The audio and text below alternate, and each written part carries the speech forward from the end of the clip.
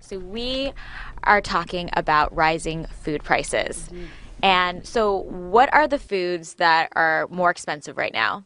Well, corn is the big one that everyone was talking about yesterday. The Agriculture Department released a study predicting corn and other crop forecasts for the year, and they thought corn production was going to be down significantly. And corn goes into a lot of other foods that we eat, and it also goes into animal feed. So meat prices are expected to go up, and they've already gone up quite a bit, along with pretty much every other food you eat, fruits and vegetables, other grains, Wow. everything. Yeah. And so who is most affected by that? Is it the people who are at the top of the socioeconomic ladder or the ones who are at the bottom? And what cities are most affected by that as well?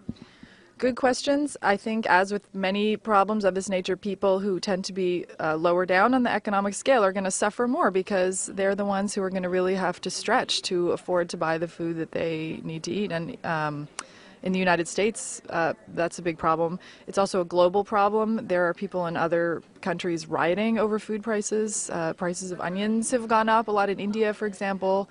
Rice, staples of diets for people in many parts of the world are becoming sort of too expensive for them to afford. And it's a bit of a crisis, frankly.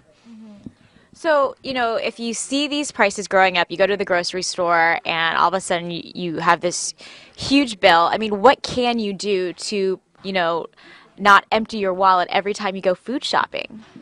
It's a good question. I think the key is to be smarter about it and to be disciplined. So one thing I always want to, try to do myself is to make a list before I go and be very clear on what it is I need. However, you have to be flexible. When you get to the supermarket and you see that the thing you wanted, fresh tomatoes, whatever it is actually